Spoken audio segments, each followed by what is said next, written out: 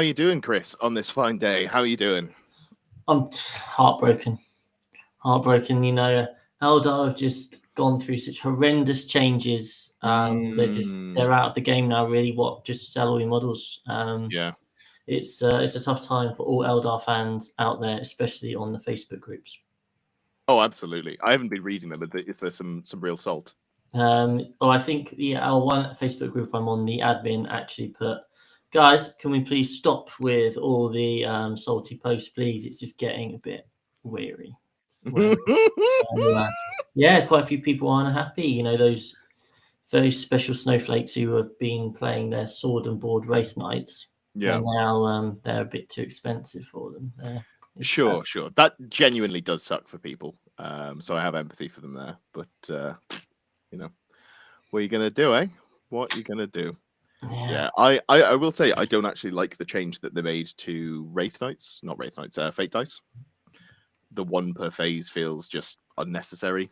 1 per phase per unit. Yeah. Maybe then people would have gotten around it and just gone, guess I'm bringing 3D cannons and 3 Wraith Knights still. You're not bringing 3 Wraith Knights still, that's for sure. All righty then. Well, I guess let's just get into it. If I share my screen here. Now, Chris, it's been a little while since we've streamed together outside of the podcast. And I don't know if you've noticed, I am a consummate professional and I'm ready to go at all times. And I definitely didn't have to set up a screen share there. That was flawless. Didn't even notice it. I did have a great experience. I think it might have been on the Space Marine stream or one of those. I think it was the first lone stream I did, which is where I had a spammer come into chat and I banned my first spammer. That was pretty exciting, genuinely. Cool. Yeah. So we have got the changes to Strands of Fate, towering units, and more. War has been raging unabated. No, players have been raging unabated. Wrong. Wrong. Since the new edition. Wrong before the new edition, because they kindly released all the rules ahead of time for us, which I did really enjoy. To be fair, I think the way that they released the rules was really, really fun. Yeah. And I'm looking forward to 11th edition already. Yeah. Tens of thousands of players have been enjoying the new rules. Maybe there's that many. Seems a okay. Yeah, to be fair, like the game is really good if you only play twice a year and you don't have all the disgusting units. It's a real shame that we play loads and we have and play against all the disgusting units. What are you gonna do, eh? What are you gonna do? Let me see. Do I need to move the camera this way? I do. Perfect. So here we see the Eldari's Strands of Fate army ability has received a change. It's been capped to 1 use per phase. I think this is the only change they've made to written rules. Everything else is points. Have you seen anything else in here? That's it. Yeah. So we do have two links here that, funnily enough, I'm not going to click because what will happen? In fact, let me take you to it. Hey, we've got the army rule here. It's not that one. I told you I'm prepared. Where are we at? So it's literally just it now says once per phase, doesn't it? Once per phase. There we go. Perfect. I'm really glad that I've just been into my local Games Workshop and bought some index cards. This is not a change that I'm salty about on the cards at all. Like, I'm more than happy to write once per phase on my card and not feel like I've lost any value there. So how do you feel about that? The once per phase for a single die? I think it massively reduces survivability of sort of things. One of the big things obviously about the Wraith Knight was that you could kind of stick it in cover and into a lot of things you're still taking like a 3 or 4 up save and you can just keep using the dice to make those all those 3s that you weren't using for anything else. Exactly. 5 3s.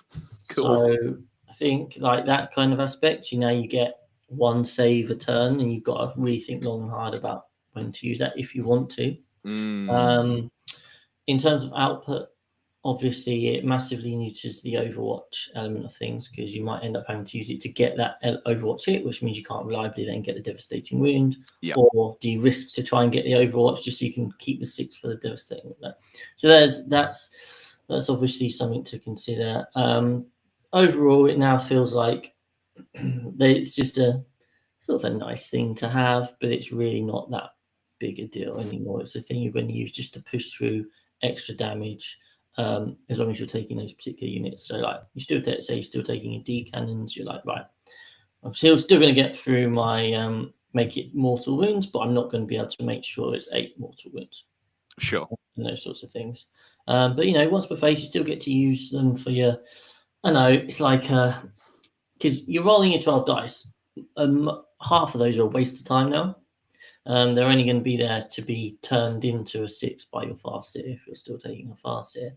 Yep. But I don't know, you're in a situation where you need a 3 on your advance roll to get onto an objective. Sure, use it then. But in the grand scheme of things, it's kind of, they've lost a lot of their impact now. And it is quite heavy-handed, especially compared to your sisters who are once per unit per phase and a generated miracle dice.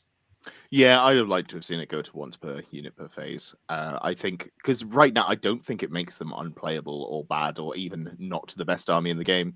I guess we'll get to that, but I think they're still probably up there. Maybe Knights overtake them now in my eyes, even though they took some pretty big points nerfs, but they're still very good. Yep. It's just when they inevitably do get hit later on down the line, suddenly you're left with a detachment rule that is much less impactful than it could have been and has design space to be. And they're not going to go... No, they're not going to unnerf it, are they? You take Harlequins, a great example of that. Think about their luck dice, where they're starting on 3 and then you rolled it and it got put to 0. When they slammed Harlequins in the final iteration, they didn't bring back the fact that you started on 3. Yeah. You have a 5-up invite and you still start on 0. They didn't ever think about undoing that. So you can't really see this happening, can you? No, it's now been changed and it will remain changed until they get a codex, at which point they'll probably just print the same rule or write a new detachment. Yeah. So what might well happen is, depending on how far down the line Eldar are for books, and I can't remember, I think it might be a little while, but they might have written it and sent it to print already, genuinely, because the lead time is so long and obviously they've had issues with their shipping, so they might want to get ahead of the game. So it could be a case of they're going to have to immediately FAQ it on launch, which is always a fun one. People do love it. People love that. Yeah. My Chaos Space Marine book is broken before I get to use it. Or was it Custodes, actually? No, Custodes was the pre-day one change, which people whinged about, which was so funny because they got a massive buff. Yeah.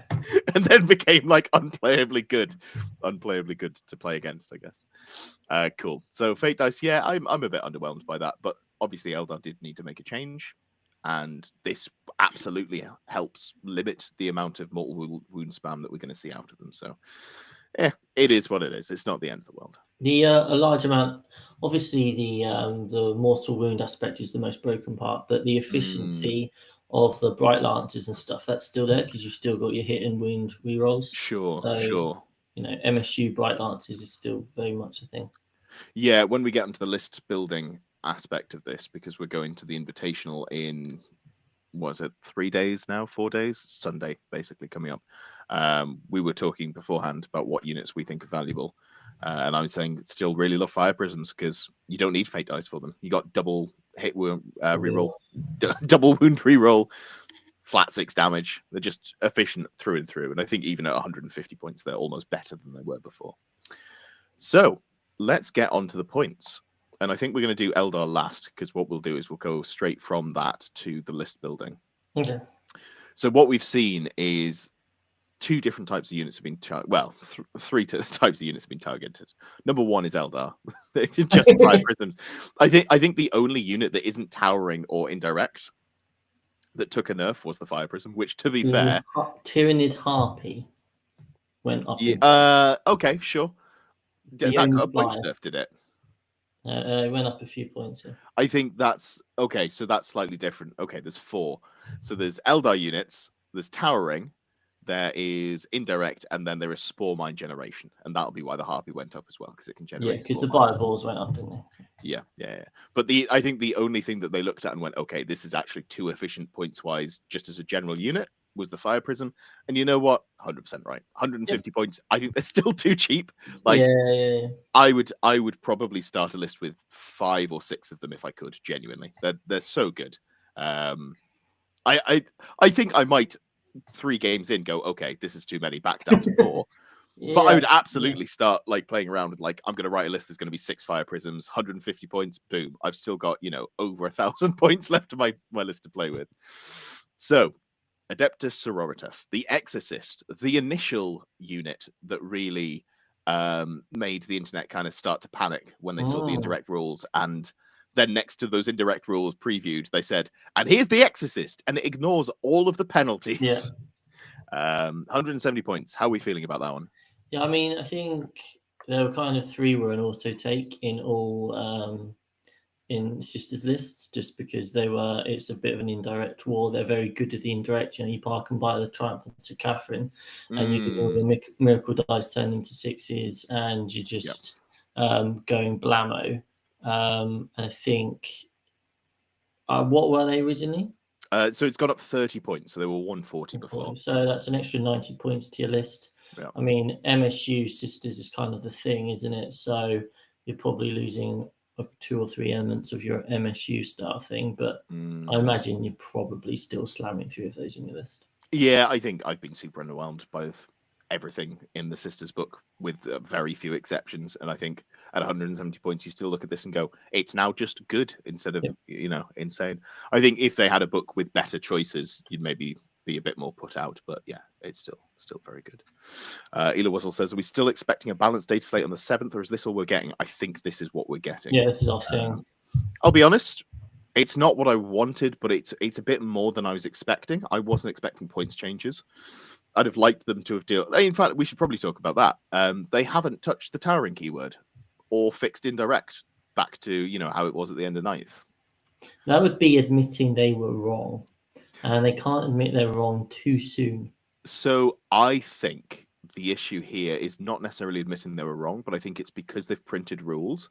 They don't want to go back and make changes to the. So it's kind of the same thing, but I think it's more a case of they don't want to have to say these rules that we've physically printed and sold, we are changing. Yeah, exactly. Which I can understand, honestly. Yeah, it makes sense, and they don't want to immediately just say, "Oh, we were wrong.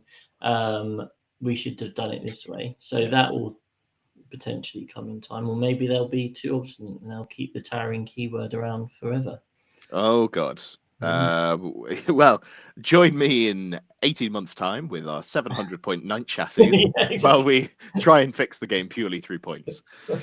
But yeah, no, I wouldn't be looking forward to that. I'm really kind of annoyed that they haven't done anything to do with devastating wounds. Just fix devastating wounds. Like, it's the cause of so many problems. Obviously, towering is, I think, a bigger issue, especially now that they've fixed fate dice the way that they have. Yeah. But yeah, come on. Just look at it, realize it's going to be a problem down the line, and fix that shit, because it's definitely going to be an issue. Cool. Custodes, they have no indirect, so they dodge the nerfs. No towering either. Although it's a little odd. I don't think you needed to, but planes dodged the towering nerf because planes are in a way towering. Yeah. But yeah, that's fine. Admech. Good job, Admech. You've managed to dodge any nerfs. Yeah, they decided they'd already overcosted the disintegrator, so they've not touched it. Oh, that's interesting. Yeah, because the disintegrator is non-line of sight, isn't it? I wonder if that's the only non-line of sight shooting that's not been touched. I don't know, but it might well be. The Thunderfire cannon for Space Marines has stayed the same. Okay, yeah, that one's fine as well. That's like what, 2d3 shots at strength 5 AP0 1 damage or something equally pants. Yeah. I don't think it's anything. Okay, so we'll come back to that one. Agents of the Imperium still. This is one that fucking needed fixing, to be honest. Look at this exaction squad, 35 points. Games Workshop, come on, man.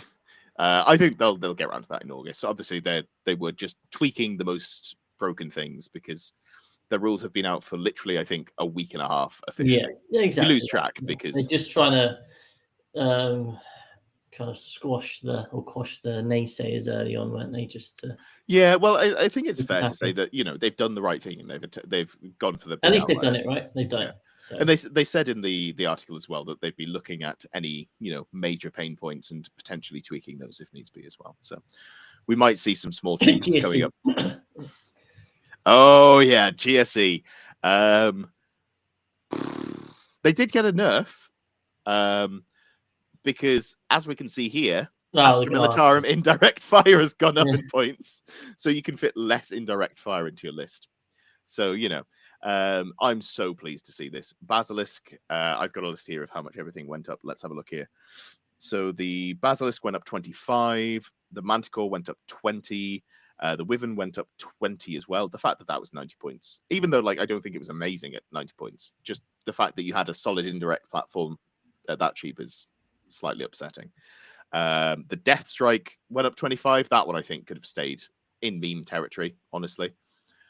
Field Ordnance went up 20 points. It's reasonable. Colossus, that went up 30 points. It's quite a beefy one.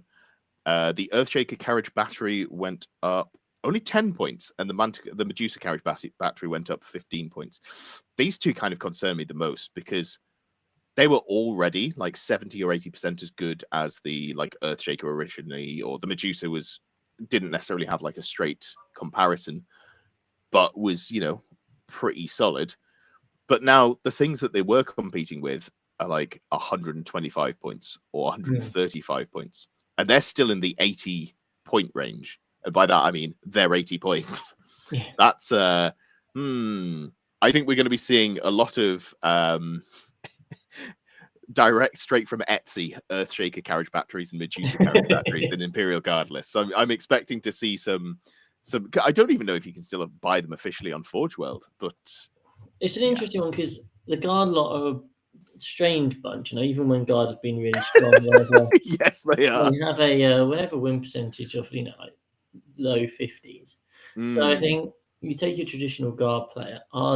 Who are the Guard players who are looking to build the most optimum Guard lists with a very, very small amount of people? Well, see, I have an immediate pushback on this. The answer is David Gaylord.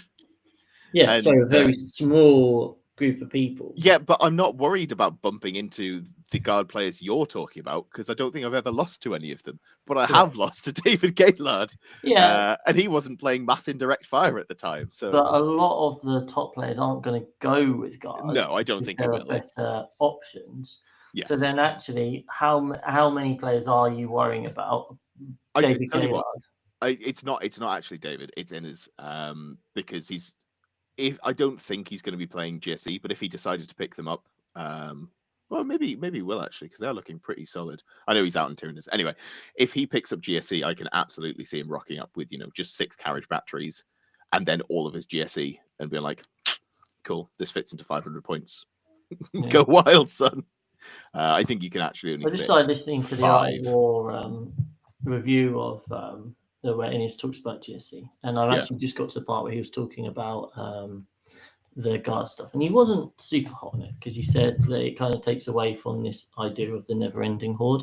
So potentially, maybe that's not the way. But is he playing it as common sense intends, which is on a 1, your battle line don't come back, or is he playing it as rules as written, which is your battle line just come back and they can never fail? Because in that world, you only need 5. You could go 5 or 6 units of 20. Yeah, they're playing it that they always come back. Yeah, so it doesn't really take away from that because that stuff doesn't actually cost that many points. It'd be interesting to see what direction. But I think the mass indirect spam with all of the random Forge World shit, I think is going to be reserved for WTC, really. That's true. That's true. I would find it. I think if you go to a 200-person event, there might be one person. If all the big names are just going to be rocking all the things that we expect them to be playing, Guard aren't at the top of the meta, are they? No. They're just a miserable experience for someone who unfortunately comes in the mid-table. I think you're right. I think that is very much a teams issue. So we'll just have to dodge them at teams. No worries. Ela Wassel says, I think David Gaylord already has Earthshakers already. I'd be very disappointed in him if he doesn't. I'm sure he just has everything that he needs ready to go. There was a point in 9th where I think you could order them, the carriage batteries, because they're the regiment keyword or something like that. So they were just disgustingly efficient. But then I never actually saw them on the tabletop, so I forgot about them. He took them to one event, I think. Yeah. Lost to someone who was like, oh, wait, no. That was when there was a bit of a who goes first meta towards the end. Yeah, so great times. Didn't we love that? Yeah, it's always kind of Warhammer. We always, the meta's good when whoever goes first wins. That's what you want. Yeah, no, that I love that. Big fan of that. I used to go 3-2 with my Orc Buggy list because I went first 3 games and I went second 2 games, or like I'd go second 2 games, go first 2 games, and then the other game I played against somebody who dribbled, so it didn't matter. Yeah, they were lovely, but they were a dribbler, whoever they were. Don't go back 2 years and look at my games. Don't, not calling out anyone specific, I swear. Cool. Black Templars. Primaris Sword Brethren go up. I think it was the boxes. So you can build it in the size of the boxes they come in. Were they not in 5s and 10s anyway? I don't know. That's what I heard. Maybe it's something to do with the points weren't quite accurate or something. Yeah, I think it was just cheaper to run 5 than it was to run 10. Right. So okay. Yeah. It's still 330 for the max squad. I'm pretty sure that's what it was before. I think it was just 150 for 5 or something daft. I see. It just couldn't do maths. Yeah. Games Workshop not being able to do maths. Push I say. Demons, no changes there, but big fans of all of the changes to knights. So I've heard. Someone get Jack on the line. Jack Tight, he'll be buzzing. All right, we've got a first set of big changes, and this is the Chaos Knights. So across the board, the the abhorrent chassis, which is your mid-size chassis, the one above the War Dogs, below the Knight Tyrant, that all went up 60 points. So we've got an Abominant at 455, a Desecrator at 450, and a Despoiler at 470. I'm not expecting you to know what any of these do. I do not. Abominant does some mortal wounds and makes Battle Shock harder. Yep. So, in the bin. Desecrator. This is the just the selfish one, the double gun. It buffs one of the billion shots, right? Yeah, you can give it 2 of any gun, or you can give it melee weapons, but don't. So you just give it 2 of any gun, I think, and then you're happy. And you can mix and match, obviously, as well. And you got top weapons at 450. I think this thing's still a steal. Genuinely, it might go into my lists more now than it would have done before, which is weird, but that's fine. The Despoiler is the one that gives the reroll 1s to hit aura. So, nope, I've got that the wrong way around. Sorry, the Desecrator is the reroll 1s to hit aura, and the Despoiler is the double gun, the selfish one. All right, so I don't actually like the Despoiler at 470, but at 450, I do like the Desecrator. It's, all your brigands hit on 2s, so you just deploy it behind a wall. You put all your brigands on the front line. Turn 1, you go forwards. You spend CP. You move the Desecrator through the wall with your strat, and then you go, cool. I'm just shooting everything really efficiently. Yeah. So I think this Desecrator is still a great place, and I would expect Chaos to go to like a 110, or maybe just like a pure 14 or 15 War Dog list. But I think these points are fine. The Tyrant going to 555 plus 70 points. That's a little bit sad, just because I love them deeply. But I think. So how many points? So if you think about like the optimum Chaos Knight build that you would have made yesterday, how many points over is that now? So I was really liking the look of 2 and 7 before. There might have been 2 and 8. Too big, and then just as many. So do you think now that all that happens is you lose a War Dog if you do that? War Dog, right? Yeah, which I don't love.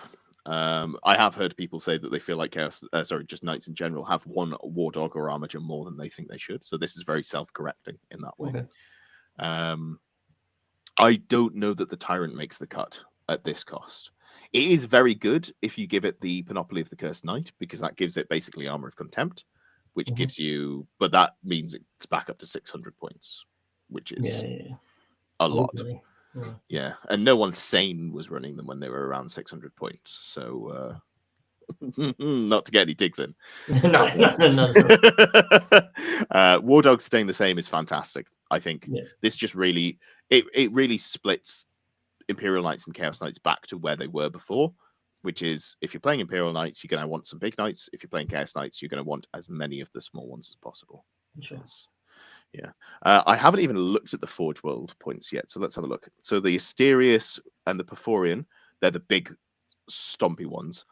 The Porphyrion, I think, was like vaguely interesting before, but it was kind of like on the line. It's gone up 95 points. That's a lot. That's a lot. I just think you don't take. I think that's too much. It doesn't need to be 740 points. But that's fine. The Asterius was bad anyway, and it's gone up 110 points. So bollocks to that. Then it looks like all of the other ones have gone up 60 points, with the exception of the Styrics, which has gone up 65 points. Interesting, because like the Megara and the Styrics, I wouldn't take at those points. The Castigator, that gives sustained hits in an aura of a 6-inch aura for shooting. Still very good.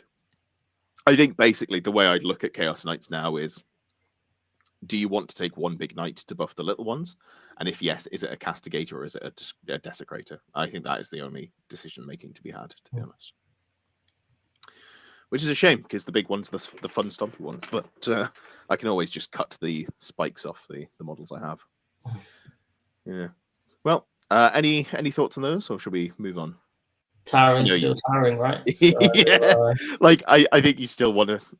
I think Chaos Knights, because their War Dogs are so good, you just go, fuck towering. You know, whatever. I'm just going to play my game. I can move through walls. I have really good melee knights. I think Imperial Knights, which we'll get to, still take big knights, and you just cut a War Dog basically. CSM, Khorne Lord of Skulls. So this is this is a weird one, right? Because there was some discussion in the group chat. This went up 60 points. Do you know how much the Lord of Skulls went up for the World Eaters one? Spoilers. 25, I believe. Yeah, 105. Yeah. So almost double.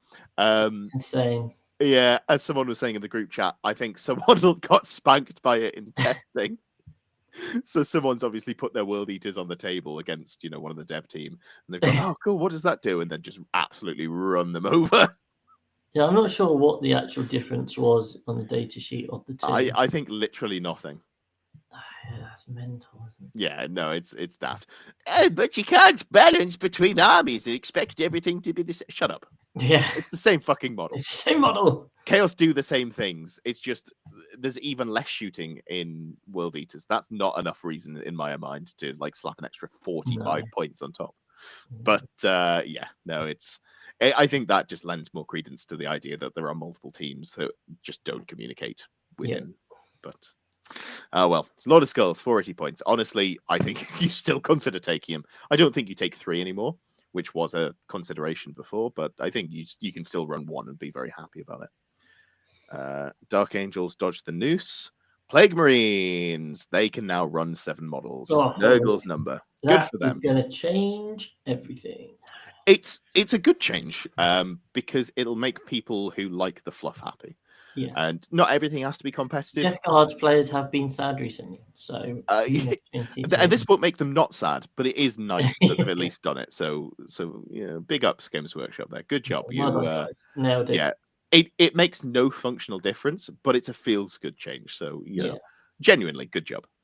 Dracaria fine. GSE, we've talked about how they've been nerfed already, although whether or not the artillery spam is the way to go with them, we will see. I've played against GSE without it. They were horrendous. I'm just imagining the same but with more guns. So who knows? Who can say? Purgation Squad. So they gained Astral Aim, which was, the 8th edition ability to let them shoot through walls. And they've just got that on their data sheet now, I believe. And for that sin, holy shit, 38 points the model. Too expensive, weren't they? For what so. Like, how much is... Hold on. How much is a Grey Knight Terminator? 225 points. Okay, so they're not the same price as a Terminator. But like, goddamn, interceptors are 160 points, and they're fast. Would you rather shoot through a wall with a really bad gun, or? I would rather be fast-moving infantry, Ed. Yeah, I think I would as well. Even in a world where Overwatch just wrecks my shit if I play against a Knights player, because now they might not be playing that Knight Tyrant. Maybe they don't have the Flamer of Doom, so who can say? But yeah, no, this is fucking egregious. How much are the normal strikes? Let's have a quick look. Strike squad's 135 points. Yeah, no, I really feel losing all of your melee capability makes it worth going up 55 points or whatever it is. That is, yeah. Do you have a 2-up save? Yeah, you know who else has a 2-up save? No. Fucking Strike Marines. Right. They've all got a 2-up save. That's not ideal, then, is it? Who's recording the Grey Knights index? I'm hoping it's not you. No, it's not. I was think it might joking, Imperial Knights. Here we go. So here's the one. Here's the big one. Canis Rex, 490 points. What was he before? Let's just have a quick look. He's got up 85 points. You know what? Still might make it into the list. He's just so much efficiency and utility. He's so good. Just sustained hits 5 on everything. Rerolling all 1s to hit and wound. Good to see you, Davey. Thanks for joining. Yeah, though it's a lot of points, and I still think he might make it in because everything else went up around him. If he went up 85 points and everyone else stayed the same, I think that would be a little more sad. So how are we looking on these? So these are a little bit more variable. So most of the I always forget what the middle-sized chassis is called for Imperial. It's not Dominus class. I'm pretty sure that's the big one, isn't it? What's the Questor? There we go. Yes. The Questor chassis. Most of them went up 60 points, but the Preceptor and the Warden, so the Preceptor and the Errant only went up 55 points. I'm not really sure why they picked those. Maybe because they abused the line of sight rules less. It's fair enough. Let's have a look. Gallant stays at 400 points. The pure melee knight gets to stay. I really like this now. I don't know if I'd take it, but no. Hold on. 1 second. This went up 55 points, so it was 375. Why was the Gallant 25 points more than a knight with a gun? Could someone break that one down for me? Melee's important. Yeah, we all know Melee's fantastic in this edition so far. Anyway, yeah, so we're looking at like 60 to 55 points on the Questor chassis. Then we have got the Castellan, which has gone up 70 points, and the Valiant that's gone up 75 points. At least they've identified correctly which of the two is better, although it does mean that they're now the same points. Fair. And then we've got the same issues here. So the Asterius went up 110, still unplayable. The Porphyrion went up 100, whereas it only went up like 90 or 95 for Chaos Knights. The Archeron went up 60. Yeah, then the rest of them went up again, 55 to 65 points just in the Questoris chassis and the Cerastus chassis as well. Again, pretty similar to Chaos Knights. I think they're pretty fine. I've only really barely looked at numbers, but you can definitely fit 3 big knights in a list with some other stuff. You can maybe go to 2. Like I was looking at a list where you run a Warden. His bondsman ability gives you -1 damage taken, and you give him the, I think it's Mythic Hero upgrade, which lets him put it on 2 armages. So So you take, 5. What was the list? I think it was 2 big and 7 small. So you just take 5 of the Warglaive, I think they're called. I just think of them in Chaos Knight terms now. It's broken my brain. But you take 5 of those and you just run up the board and buff himself, and 2 of those are the ones to make them really hard to kill. And then you take a Castigator who sits on the back lines, and it buffs 1 of the 2 Helverins you take because it gives it extra AP and sustained hits.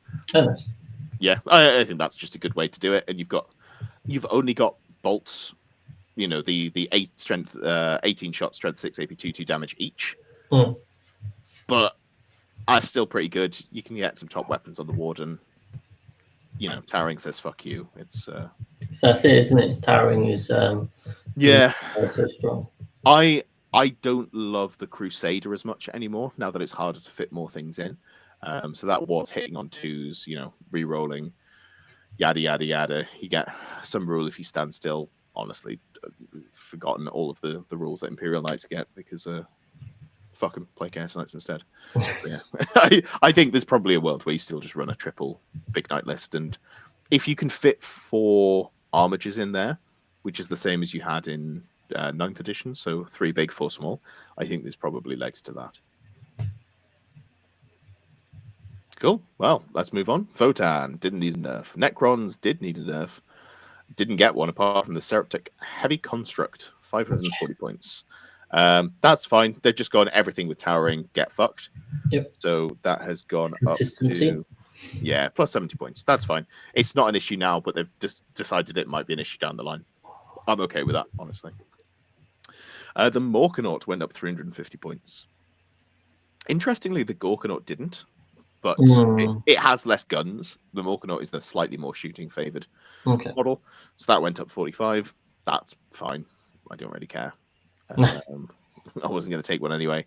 Space Marines. Look at this. Look at this beautiful sight before you. Plus 50 points for 5. Plus 100 points for 10. And you know what? Not enough. Not enough. Oh, Sharuni says in chat, the Necron monolith has towering moves untouched. Oh, fair. It does have some decent guns as well. I do like the monolith. We'll see. Monolith meta incoming. I'd love it if that was the case. Maybe I'll put something together on TTS when I get a chance and give that a blast. Could be fun. But yeah, Desolation Squad plus 50 points. How do you feel about this? It feels like they're still going to make some people's lives a misery, and I don't think that a points change is what is needed.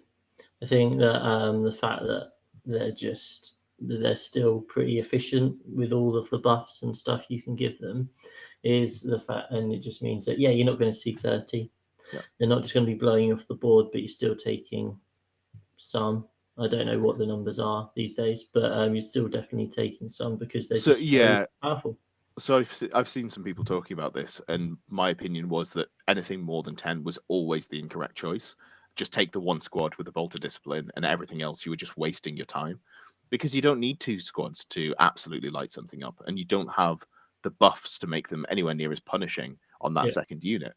So yeah, just absolutely unnecessary to run more than 10. If anything, this might be a buff to Space Marines players because they might have realized that they don't have to run two squads.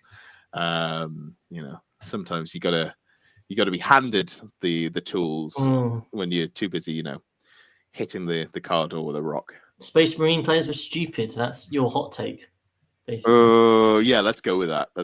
It wasn't what I was going with, but you put the words in my mouth, and I'm happy to co-sign that. I did enjoy, obviously, last edition. One of the Games Workshop rules team, I think it was Stuart, said that Space Marine players are playing the game wrong. And then he went to an event and went 0-5. Which, despite having a little dig at the end there, I think he was correct. Space Marine players do generally kind of, as a whole, just play the stuff that is very obviously strong. There's less inventiveness in that crowd because it's more new players, more beginner players. But Marines were dog shit when he said that. Swizzly says, make Oath of the Moment require line of sight. What do you feel about that one? Sure. Yeah. Whatever means that my stuff doesn't die as quickly. The answers just don't allow any characters to join them, and then you can't put Bolt of Discipline in them, and then they're still good, but you're not having the exploding hits on 5s, and yeah, because you get something like if you shoot them into 10 models, if you shoot 10 models into 10 models, just the D3 shotguns get something daft like 54 hits, which is, it should be an average of 20 shots before blast, so it's 40 shots, but then you've got your re-rolling everything and you sustained hits 5, and suddenly, oh hey, we've got an extra third on top of that, and it gets pretty done. Matty DeWow says 5 Desolation Marines is all you need to take in your Ultramarines army. Matty, efficiency wise, that is incorrect, but in terms of player choices, I salute you. You are making a more fun choice for everyone you're playing against, so I have absolutely no issue with that. Let's have a look here. The Whirlwind went up to 150 points. How much was the Whirlwind before? Let's have a look. 25 points. Yeah, that's fine. I did play into some madman who was running Flesh Tearers and playing 2 Whirlwinds. Called Tom. He was running the Psychic Dreadnought as well. Oh, yeah. And he set up his Desolation Marines, his big brick of Desolation Marines, because as he said, this is how Blood Angel should play. Yeah. He set them up in one corner ruin, And then when I had moved and thought I was safe, he was like, yeah, so I'm just going to roll a 2 up. Oh, I did. Cool. So I'm redeploying my Desolation Marines just into another ruin in his home field. But then they were in range of all the stuff I wanted him to not be in range of. I was like, oh, shit. Big brain plays here. We've got the Psyker Dreadnought to do this one thing. But yeah, anyway, off track. I thought the Whirlwinds were pretty good. They felt pretty efficient. They weren't like incredible. Same price as a Fire Prism. Oh, it's not the Fire Prism's fault. No. It's insert reason here. So yeah, no, 150 points probably feels maybe a little too much, especially because they didn't touch the Lancer, right? I mean, I don't think they touched anything else apart from the indirect. Yeah, so Lancer's 145 points. Would you rather have the Lancer or the Whirlwind for 5 more points? It's a difficult choice. Take your time. I think I'd probably go for the Lancer. Yeah, me too. I think I'd run 3 of them as well. I think so, yeah. Yeah, Space Wolves. Still shit. Yeah. Well, some of the units are genuinely good, which is what's on here. But you just run them in the Gladius detachment. You don't take them as the Space Wolf detachment, which is so sad. Taunar and the Storm Surge going up in points as we would expect. The Storm Surge went up 60 and the Taunar went up 105. It has a lot of guns, but it's a lot. That is I didn't have them on my radar. As much as the Lord of Skulls went up. The World Eater. Well, yeah, only for one of them. Yeah. I didn't have either of these on my radar as being like a particular issue, but again, just I'm okay with them fixing the problem before it happens. Yeah, Jack's very upset, isn't he? At all times. Tyranids, Biovores. What did you say it was? 25 points per model? Biovores have gone up. Yeah, was it? Did you say it was 25 points per model? I'll just check. I've got a list here. So they went up 25 points per model. Yeah, but if I want to take a squad of 3 and shoot some mortal wounds at my opponent, it'll cost me a whole 75 points more. We were definitely running them in squads of 3. So yeah, you just take this tax on the chin. Yeah, it Swizzly says just take 2. Absolutely, you still take 2.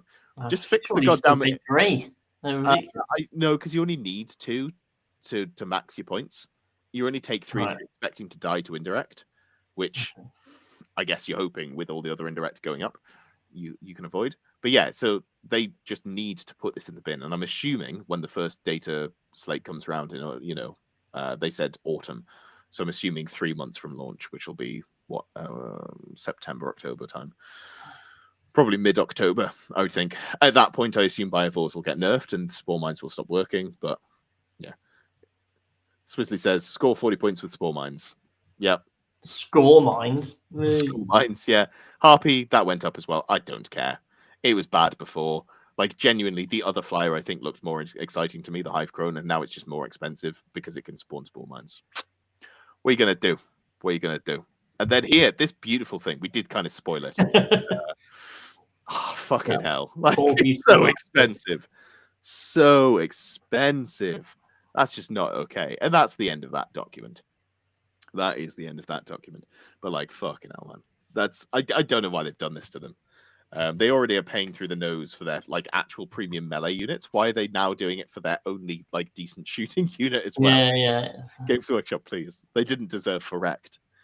Cool. How are you feeling overall then? What are we thinking?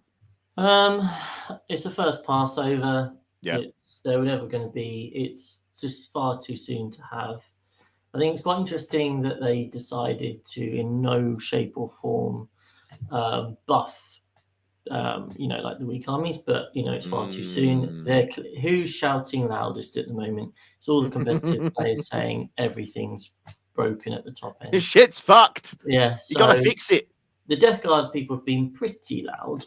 But other than that, it's just been all at the top end. So that's what their first Passover is going to be. And credit where credit's due. It's happened very, very quickly. He could quite easily have waited 3 months. I'm actually pretty pleased. I think out of all the things they could have changed as a first pass, this is more than I was expecting.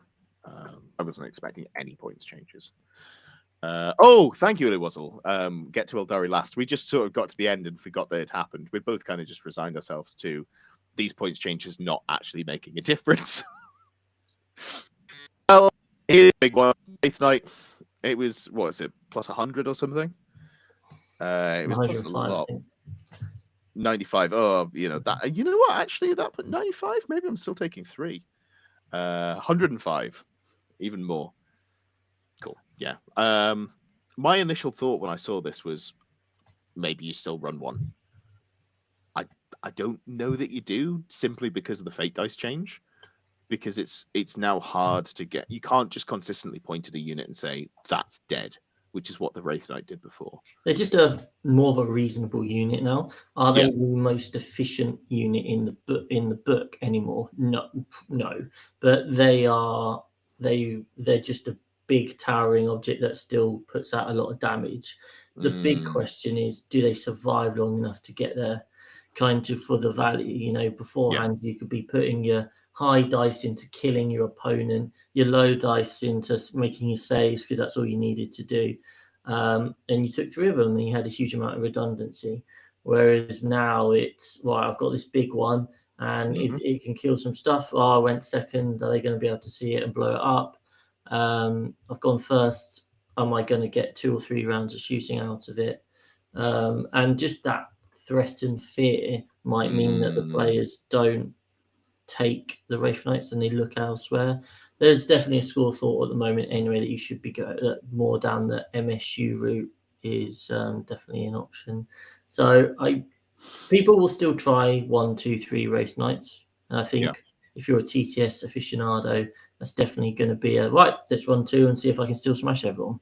Yeah. And then you kind of go from there. But I definitely think there probably is a build with 1 or 2 still.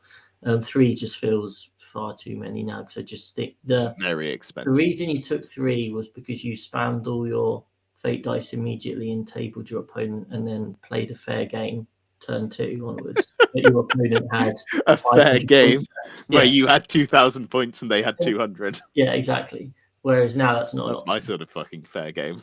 So yeah, I think it's. I think there definitely is game for 1, but it's just a normal unit to use now. It's certainly not shelved. I think you can more than happily take 1 and have a good time with them. Yeah. I think 1 is still seems pretty decent. I wasn't running 1 before because it wasn't fun for anyone. I'm probably not going to run 1 now, but now just because I don't think it's worth putting into my list. It's not fun for you. Well, in the list building stage, it's very limiting because that's now a full quarter of your army, and I already didn't like it when it was a 5th of my army. Just obviously, like, it was a very good unit, but when I was building it, I was looking at it like, I can't fit all the things that I want to in here. And Eldar have really cheap models, so the opportunity cost, isn't it? Yeah, absolutely. 475 points, you can get 4 units there. Yeah, which can steal bars and stuff. Davey says, what should I fear now within an Eldari? Have they nerfed weighted dice? And how has that affected Eldari players? You're going to be, now that Toilet Gate is upon us, Davey, you're going to be seeing Eldari win rate drop to the 30s, I would think.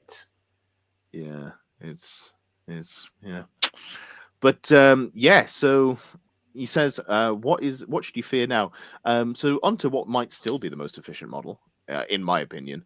I haven't played them in a week or so because I've been trying other things, but just the Fire Prism, 150 points. I'm still taking 3. Ed is in love with the Fire Prism. So here's the rationale. The Fire Prism is a fast-moving chassis. It's relatively tanky, and it has 2 big shots that you can do stupid jank with. You can fire through other Fire Prisms. You can then fire and fade or Phantasm to get the one that you've had to expose to safety. You don't care about losing the Shuriken Cannon underneath because it's not that many shots. So you can fire at near full efficiency without taking any damage back, which was a big thing for Tau in 9th edition when I was running a big Crisis Brick. That was one of the ways that I won games, by eking out efficiency with a unit that just did damage and damage and damage, and then turn 4 onwards it goes, okay, you can't kill me now, I'm out in the open. Fire Prisms are not affected by the face dice change. Try that again. Fate dice change. They've got a reroll to hit and wound on their data sheet. They've got a reroll to hit and wound on their army roll. This means that they are rolling 2 high-value shots and 2 high-value wounds, and you're re-rolling both of them if you need to. So you're getting as close to 100% success rate as you possibly can on fair dice. And if you win bring the weighted dice, then it really is 100%. but like it's just so valuable, and you don't need to put fate dice into them. Whereas I feel like bright lances without fate dice feel a bit to me. Like, I know you reroll a hit and wound, but then you're like, oh, I rolled a 1 on my damage or what have you. Tell me I'm wrong. I don't think you're wrong per se. I think that so I would prefer more to take 2 than 3. I think that I absolutely understand the efficiency element of things. I think they can be a bit tricky to maneuver. I think there might be some boards where their size means that there's certain spots you want to put them, and they end up just kind of like, that thing where you end up having to touch a little bit of terrain and suddenly you can't see out. Yeah. And certain layouts and things might mean that trying to hold those 3 is quite tricky. I think the rerolls are obviously really valuable, but if you take your Hornets and your Vipers, they've got so few efficient shots that they are actually still basically rerolling. You take a Viper is rerolling its hit and wound. The Hornets are obviously incredibly efficient for it. And on top of that, they can be going out, taking up space, causing problems, scoring points whilst doing their shots. Yeah. Whereas the fire prisms, you don't want to be pushing forward. Whereas when you've got that 75, 80 point unit firing forward, you're not as fussed about losing it whilst it's move blocking something and charging or that scoring your cards or whatever. So I think like you want a mix. And yeah, I was going to say you bring a compelling point, but I'm just going to have 3 of both, please and thank you. Yeah, so I think because anytime I build a list, I do end up cutting down to 2 of things just so I can have more things to go about. I mean, I think it also comes down to what style of player you kind of are.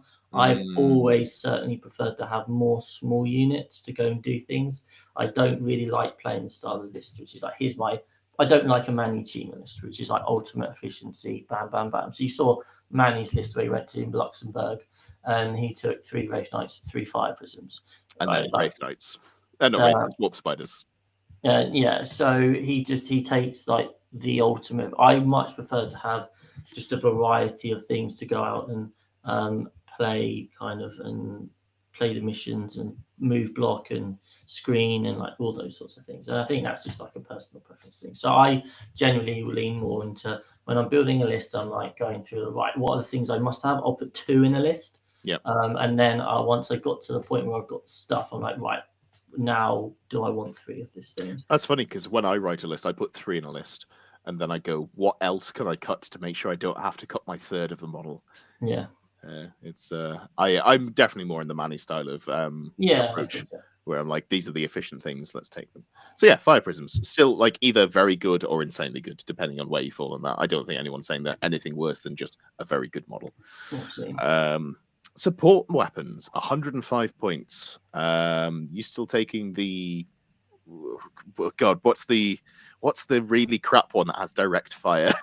There's the Shadow Weaver and the Vibro Cannon. Vibro Cannon, yeah. You paying 105 points for a Vibro Cannon? Unlikely. Well, no. Again, this is the fundamental issue with their moronic system of basically power level and points. Is that now one unit is far superior to the other. Yeah. For one style, and you're having to pay the same for them all, right? And it's this one. It's this lovely D cannon, of which I have 2 on my desk in the most basic state of painting for this weekend. I think you don't take 3. I wasn't taking 3 before. I was taking 2 before. I felt pretty good about that. I've now down to 2 in the list that I would take, just because you've got that one where you fast is turning a dice to a 6 for devastating wounds. And you've got another one which is just doing its thing. The 3rd one is kind of a bit more redundant, especially at 105 points. That's 5 Warp Spiders. That's a unit of Shadow Spectres and then some. Yeah. So I think you don't want, you're not looking for, I think 1 or 2 now, maybe even 1, but you definitely still want to take at least 1. Yeah, absolutely. I like them. I still like them. I still have 2 in the theoretical list that I'm putting together. Same. They feel pretty good at that point. Was there anything else? Night Spinner, 170 for the Night Spinner. So this is the model that my hot take on was so wrong. like I got this one so wrong. I genuinely thought this was going to be the most busted thing in existence. Well, at first glance, you can see why. So before we knew what it did, I'd been told it had twin linked and devastating wounds. Yep. And that combination in my head, I was like, cool. And blast, right? I wasn't told it had blast, but I was like, cool. So this is just like the best gun in the game. It's got rerolls to wound and it's got devastating wounds. And then I played with it. Yep. And then I rolled it out a lot of times. So I was like, oh, actually, no, it's really not. Yep. The weapon profile is really bad outside of having devastating wounds and then rerolls. It should kill 3 Space Marines. And, you know, that's not bad, but it doesn't kill 3 Space Marines. It kills 4, or it kills 1, or it kills 0, or it kills 3. It never kills 6. I've never had it kill 6, that's for sure. But it's like so swingy, and it's such a big model. You can't take multiple of them. At 140 points, I was thinking about cutting them. At 170 points, I have swung back and forth so many times of putting them in my list. I've not played with one yet. Yeah. The only argument I think you have, the big selling point for me in terms of using them was the reduction of movement on a unit. Mm-hmm. And you can really control the battlefield with one of those and a Death Star unit, or how even if you take 2 of them, you're not taking them for the output, you're taking them for the utility of controlling a particular unit and what it can do against you. And at 170 points, I don't think they are anywhere near close to dealing or to getting value out of that now.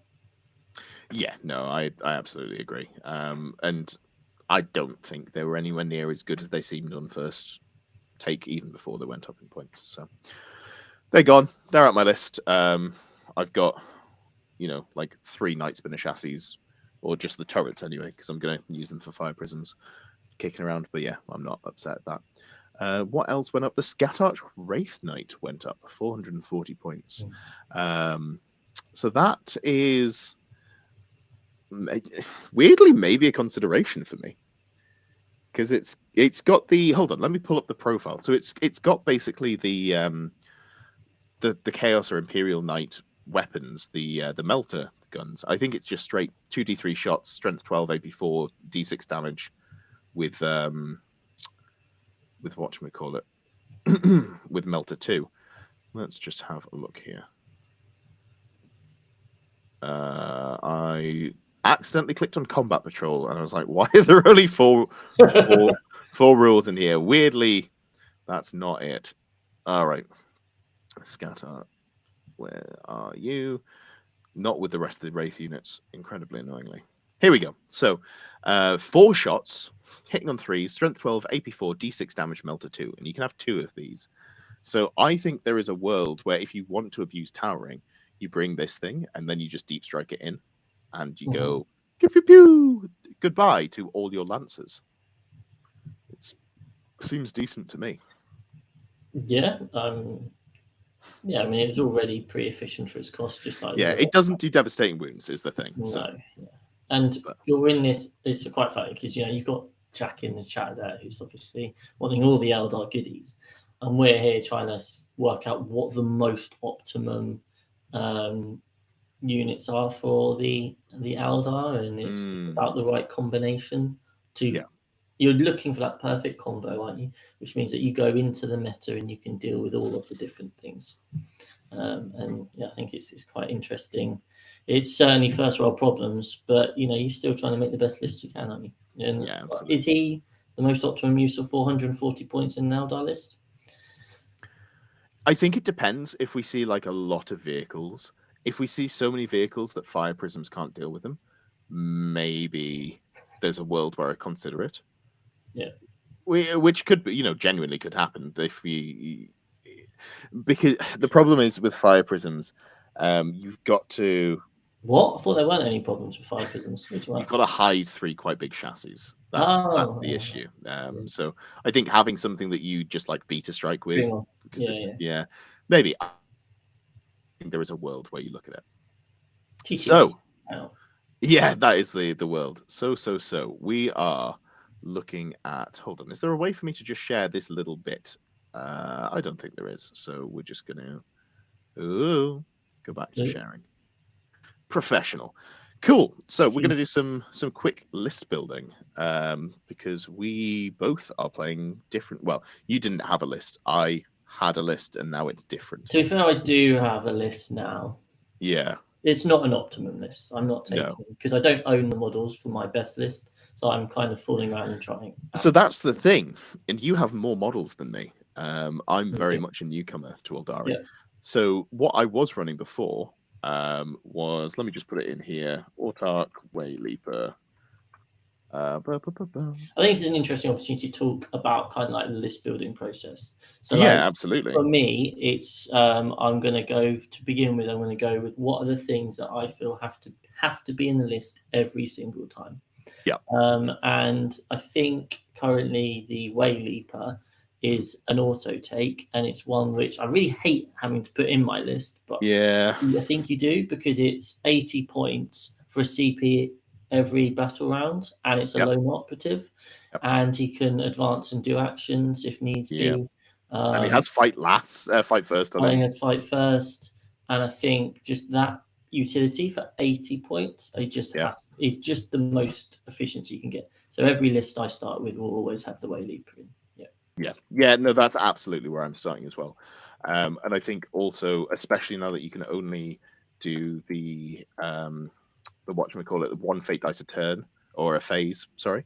I think having someone with the upgrade for Reader of the Runes is really powerful. That's the one that lets you re-roll your shit fate dice. Yeah.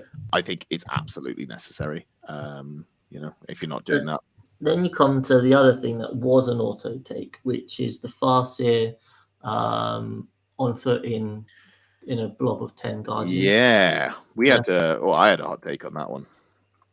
Go on. You go ahead. No, go ahead. You were meant to speak. So I've literally been painting Guardians today. Yeah. And I suddenly saw this, and I just suddenly had this thought: do I need these anymore? And it's because so it comes down to, do you need the Farseer anymore? So for those who don't know, what the Farseer does is he, on a 2-up, makes a unit -1 to wound. And most importantly, he turns a unit using a fate dice within 6. They just turn it to within 12. Sorry, turn a fate dice into a 6.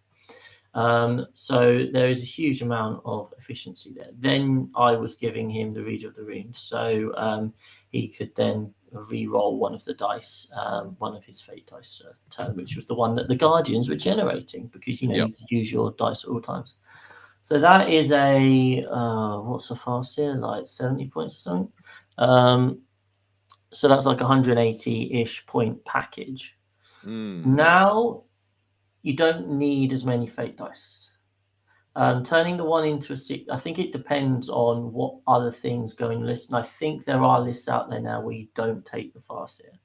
The style list I would still take a Farseer. The next question then is, do you need the Guardians? Because the Guardians are generating extra fate dice. Don't really care about that anymore. So then it's a matter of, is it that important to protect your Farseer now? And if you're not playing into Desolation Marines, then it's a matter of no, you don't need the Guardians, because you've got your Wayleaper lone operative to hold your backfield. So if you are playing into Desolation Marines, is your opponent thinking that Farseer is so important to go after turn 1 or turn 2? I don't know. I don't know what the Marine player's perspective would be. I think you'd just like pump a few shots into him, and you'd kill something else, and you'd pump a few shots into him. So I think if you're playing into Marines who are still playing Desolation Marines, I don't think it works. But I was saying I'm probably just going to run him and not put him on the board until the end of turn 3, because you can use his fate dice changing, which is the bit that I really value about him.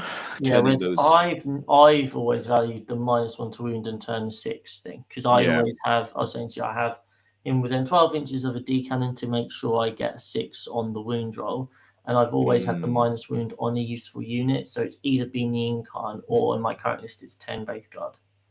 because 10 Wraithguard at -1 to wound, you just go and sit on that roughly middle field objective and keep getting made -1 to wound each turn.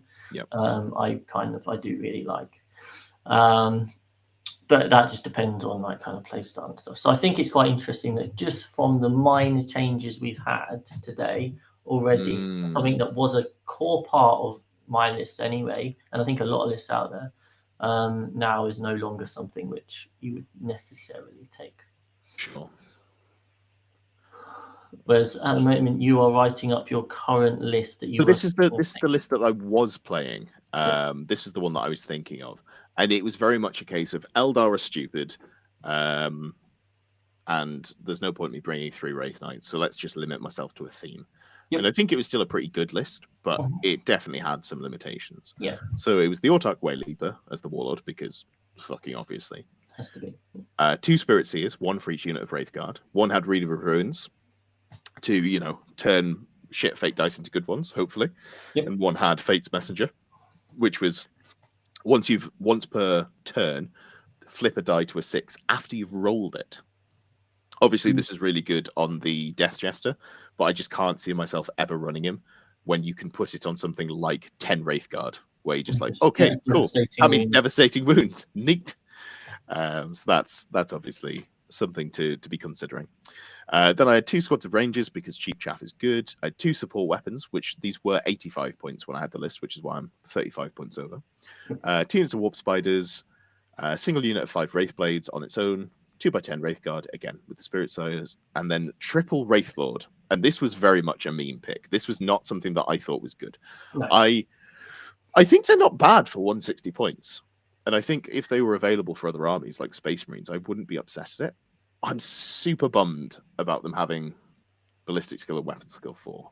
That's not where I want to be on an army like Eldar. I mean, they're cool, but what do they give you an extra fate dice or something? So if they kill a unit, they do generate you a fate die. Yeah, which isn't that interesting anymore. And the unfortunate reality is that for 1 Wraithlord, you take 2 Hornets. Yeah. Oh, yeah. So, like, the plan for these things is to sit them on the open in an objective and be like, can you kill 2 of these in 1 shooting phase? And some armies for that'll be a no. Yeah. Which I think is fine. So I'm not playing this list. This is what I was playing. However, there are some things that I do want to keep from it. So you decided to now just take the fully operational Death Star that you want to take? Not quite. I'm taking a better list. I'm still not taking a Wraith Knight, sorry, which I think is still probably the best way to ruin people's day, because it's, just you've got 1 fate die turn, may as well make it a 6 with your Farseer and just say, fuck you. If you owned one, would you be taking it on Sunday? No, I don't. I'm not excited about them. I like big stompy things, but I don't know. I can't be jazzed about it. So I want to keep the Autarch Wayleaper. I want to keep him. So he's in fact, why have I highlighted this? Let's put it all white.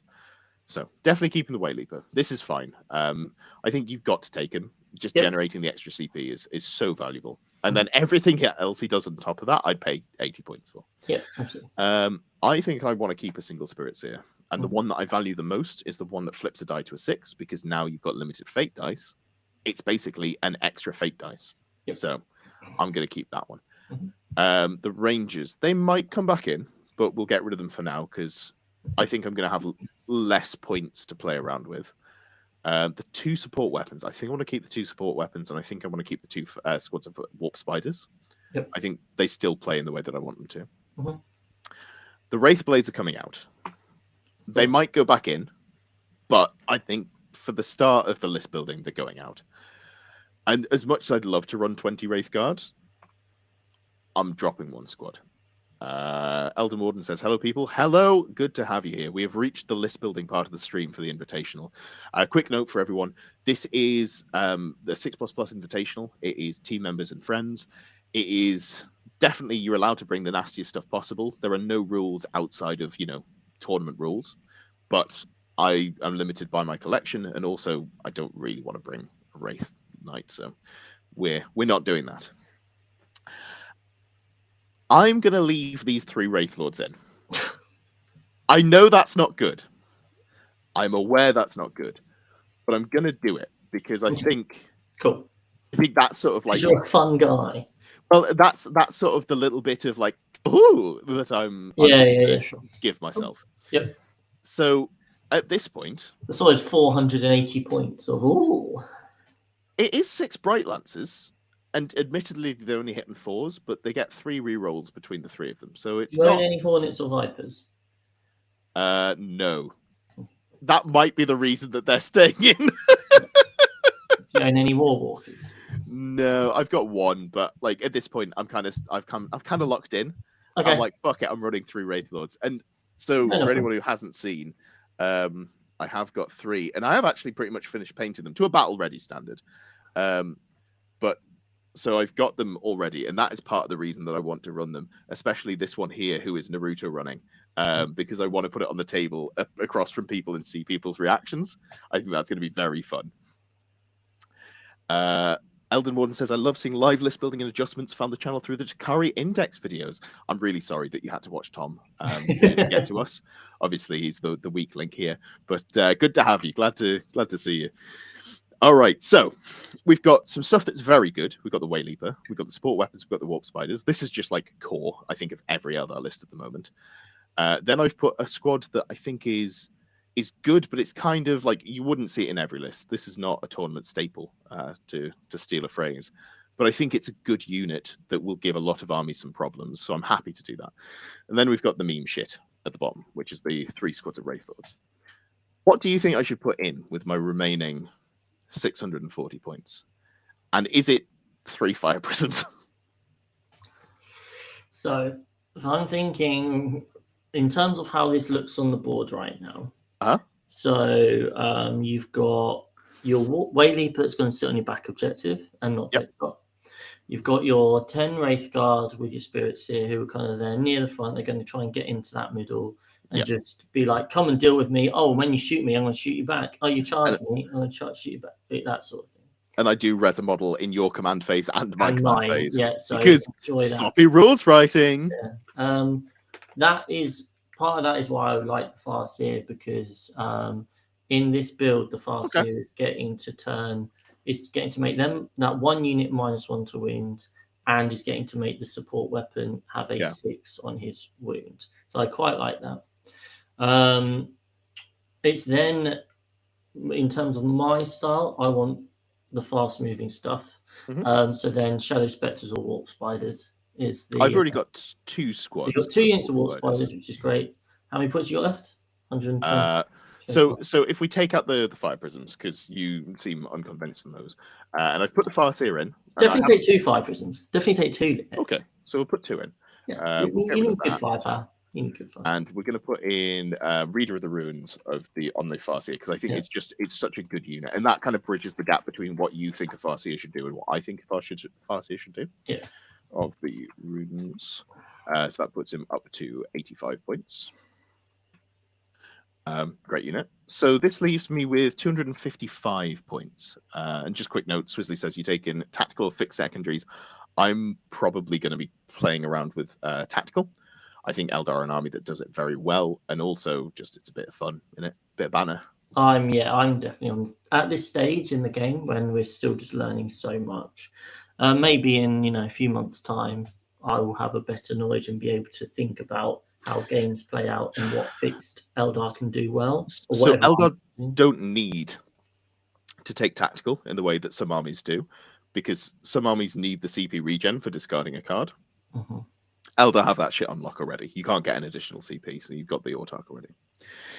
That means if someone's playing Knights against you, you can bring it down and find enemy lines. I think that's fine, but I will generally be looking at tactical. Sorry, I think. Cool. So you're thinking you want more fast stuff? Is that correct? Well, I do like fast stuff, yes. Because think about the cards you're going to draw. Right, I need to go get behind enemy lines. What have you got in your list? You got the Warp Spiders, cool. So you got behind enemy lines. What other cards are we got to go and get across to objectives? So how quickly are you going to burn out your Warp Spiders? In 2 turns. Turns 2 and 3. How are you going to take down GSC? Do you think you've got the ability to take down GSC of this system? So I think the Wraith Guard actually do a real good job with that, because I get to interact with them 3 times in a battle round. Because this is where I would be putting my Overwatch and, flipping a die to a 6. So I'd probably get across 10 shots, let's call it 3 hits with the reroll in there. I think that's pretty close. Actually, you don't do that much on Overwatch, realistically, do you? But when they shoot you with something, and nothing that GSE bring will kill a significant number of Wraith Guard in one go. So, aren't there isn't there an acolyte bomb that wipes out just everything it fires at? Maybe there is. I haven't experienced it. I've experienced good shooting from them, but I'd expect to lose like 3 maybe in one activation. Then I go, cool, now I'm activating my brick because you've interacted with me, and I get to shoot back because the rule in the data sheet, and then suddenly I'm picking up 1 blob with that 7 remaining models. So I feel pretty okay about it. I think this list is not awful, and also I don't think there's going to be any GSE at this event. So given that we're building for the Invitational, I don't think I need to. Is Tom not taking them? I think he's taking Flesh Terrors, isn't he? Okay. I mean, that's what he's put in, unless he's just doing a meme. He's doing a Dom Madeley. I really hope he's not. I'll be really sad if I have to play as GSE again. That's the last game of 10th I've played. I don't want to do that straight away. But I mean, to be fair, I think it'll be a much better game into it if I'm not running double Wraith Knight. Oh no, he has put down GSE. You knobhead. Yep, I thought he had. What a dick. He did have Flesh Terrors on there before. Yeah, I know he did. Yeah. Oh, it's fine. I'm gonna dodge him. I think so. Elden Warden said Shadow Spectres. I think for 80 points, Shadow Spectres are awesome. I do have 5. Mostly ready to go. I've even fully painted one of them. Where's he at?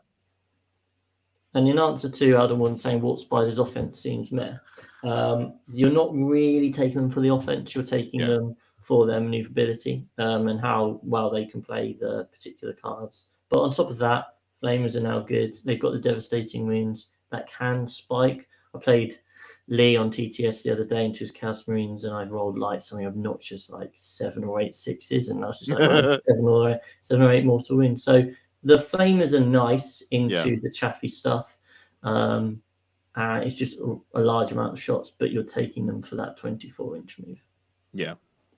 Okay, so let's just, before we put anything else in, the armies that we're seeing here: Deathwatch, Astra Militarum, Aldare, Chaos Knights, Death Guard, lol, Chaos Knights, Nids, Drakari, and then GSE. Apart from GSE, everything there, I'm expecting to bring a lot of vehicles. Maybe not Deathwatch, because I don't know what Alex has got Deathwatch-wise. But, like... So how many Bright Lances do you have? 2, 4, 6? Well, call it 4, because they're only hitting on 4s. Okay, so roughly 4 Bright Lances. Then you've got the 10 Wraith Guard that do it, and then you've got the 2 Fire Prisms. I think I want another Fire Prism. Like the amount of tank that there's going to be. They've got the D6, 2d6 blast shots as well. So yeah, which doesn't actually kill anything, I've found out. But no, the threat on of it. Paper, it does. I know, it's wild how bad AP1 damage 2 actually is. Like it just does absolutely nothing. So that puts us at 1975. That's awkward. Well, I have ended up here before. Let me just delete these rows. Yeah, so 25 points, and I don't know that I love it, but there is the Phoenix gem that you can put on the Wayleaper. And that means that the first time he dies, at the end of the phase, he comes back on a 2+. Mm-hmm. Is that worthwhile? I mean, I haven't got anything else to do. The question becomes, do I cut something and put something else in? What, like a Wraith Lord? No, they've got to stay. Three Wraith Lords is the same as a Wraith Knight points-wise, effectively. I just want you to think about that. Yeah. Oh, man. So like, if you were building this as a competitive list, I think you've got an actual competitive list here, and maybe you just sub this out for a Wraith Knight. Mm-hmm. Like, maybe that's just a way to do things. You're reasonably close to what my main list is. Yeah, I could drop out the Shadow Spectres and put in another support weapon. That's an option. I don't think I love that. I could. I like the Shadow Spectres. I think they. I do, and I've got 5 of them, of which they're like 80% painted. So that's a great win. Like, one of the main reasons that I've got these 3 in here is, apart from let my memes be dreams, they are painted enough for this weekend. Yeah, well, that's it, isn't it? This weekend, I'm just getting everything I can painted. And when we get halfway through Friday, I'll make a decision on what I can get done for the rest of the time before Sunday and just take that. My main list does have 10 Wraithguard. I own a grand total of 0 Wraithguard. So therefore, I can't take what I would consider. So I'm taking quite a large... I'm going to take quite a large variety of units to test. I've been going down the... I played one... we spoke about it before. I played a game into Tom where I took like 4 Phoenix Lords and Dire Avengers and the Incarn and stuff. Yeah, talk to me about the Dire Avengers, because I've kind of written them off on paper, which is a shame because I do have 10. Yeah, so what happened in my game with Tom was they have Ezraman in them, and turn 1 they moved... he had put like 5 or 6 grotesques on the middle of the board. Okay. And as soon as I moved into range of that, holding that middle objective, which was the one I had to hold to score my points, he was going to just liquefy me. So the Dire Avengers moved outside of 12, fire, and then faded onto that middle objective. Yeah. Then they sat there on that objective. So Dire Avengers' ability is that they can overwatch on 5s and it's 4s if you're on an objective. And Azaman makes that overwatch strat free and means you can overwatch somewhere else as well. So on that next turn, what happened was something came out. The overwatch went off. I got to overwatch for free, and then they phantasm for 1 CP back into behind cover on that middle. That is the combo, yeah. It's just whether it does enough is kind of... It's 33 shots. Yeah. Which are hitting on 2s because of Azaman. With lethal hits. And they're -1 AP. Yeah, AP 1 damage is where it kind of falls apart for me. Yeah. It's that I just like the utility of being able to bounce around in that middle and just control kind of like the middle of the board, whilst also being reasonably safe. Because if anyone gets close, I can kind of phantasm away. It was definitely the combo that like I was thinking about pre-seeing the rest of the rules, but when like Desolation Marines and just indirect in general came into the game, I was like, oh, okay, so this doesn't work. I think then, you're then concerned about putting them in a Wave Serpent, and then it's like, that's 120 points, and do I really want to be spending 120 points on that? It's the same thing with the Warp Spiders. I mean, I'm all aboard the Warp Spiders, and I know a lot of the top players are taking 2 to 3 units every single time in their list just because of the maneuverability. And you're like, but what about Desolation Marines? I have definitely... I like the Dire Avengers in a lot of the games. I suspect against Desolation Marines. Decimation Marines, a very fitting slip there. I think it's a bit of a feels bad. But I just wanted to try it, see how that goes. And then the other one, which Eldon Warden mentions, is Fugan. I'm determined to try and make Fugan work, so I'm currently painting. I did look at him and think, I think he's cool. Maybe you take him, but you don't take any fire dragons. It's exactly what I've got in my list for Sunday. Yeah. I've got Fugan on his own. He's not alone up, but he gets back up on the 2 up. Unless when the one time I used him, I rolled the 1. But there's that fact that he comes back at 4 wounds, so you're actually getting 2 units of this. He's quite punchy. He is Melter 6, D plus D6 damage at 9-inch range. Yeah. He's got a 5 up Feel No Pain. He's got 5 up Feel No Pain. I just think if you've got to play him, he's good. Now, my list, the clash I have in my list at the moment is that I've got 3. I've actually just dropped Illic with Rangers, which makes me sad, but that's because of the points increases. Yeah. I've also got the Incarn. Yeah. And I am massively back and forth. So I am like... Assassinate against you, I guess. I've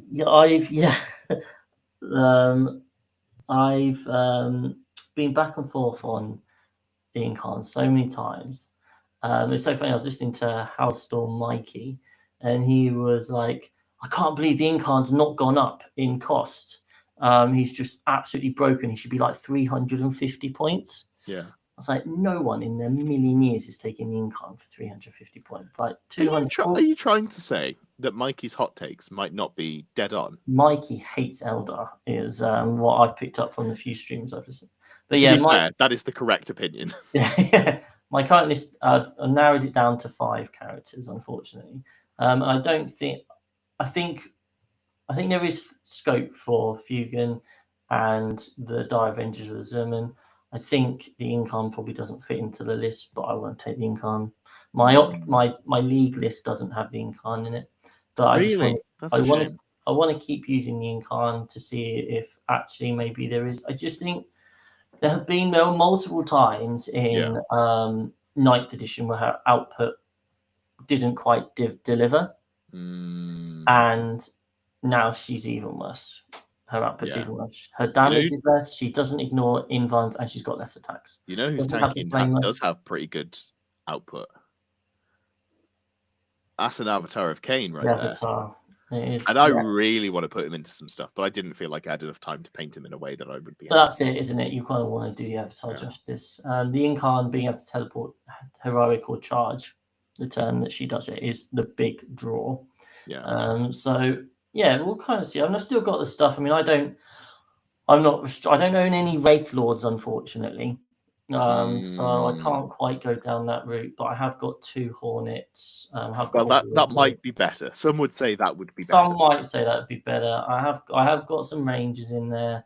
Yeah. I've got a War Walker. Yeah. I do have the Guardians. You're gonna have like the same amount of Bright Lance output as me, but for half the price. Yeah, that's so I've really got upsetting. 2, 4, 6. Yeah, I've got 6, and then the Guardians. I've got 7 Bright Lances in my list. We don't count the Guardians. No, because they don't. Yeah, they don't get to shoot. Interesting. I will point out because I think I'm pretty happy with this as a list. Yep. I will point out there are no Guardians in this list. I am just straight commando on that Farseer.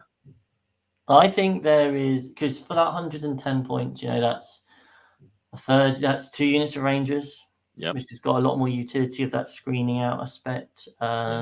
You've got, or it could just be another D cannon, or it could be 3rd unit of Mortal Spiders and all that sort of thing. So I think there's definitely a scope now to drop the Guardians.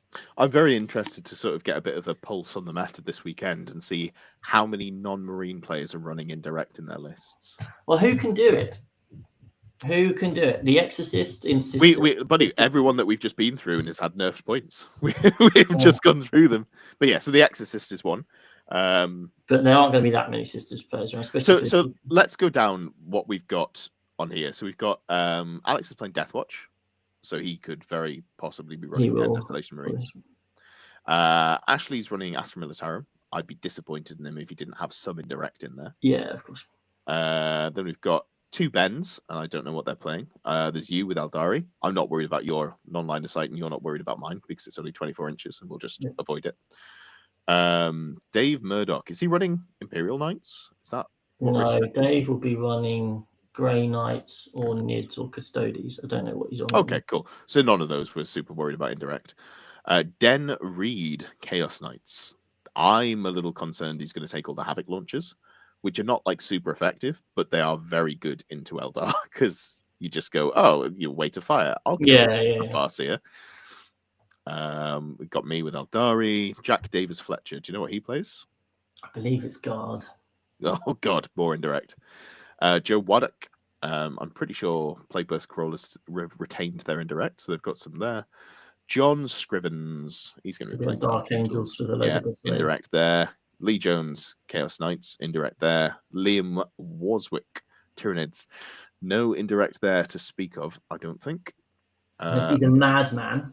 We've got Max and Paul, who haven't put any factions down. Rob, who's playing Drakari, he won't be running indirect, but he will be running things that go in and kill stuff that you didn't want to die. So that's And then the same can be said about GSE. So actually, that's a lot of indirect. And I kind of feel less good about my choice of not having in this pool. I now feel like, do I want something? But what would I cut to get that 105 points worth of? It would have to be the Shadow How valuable is that Farseer to you?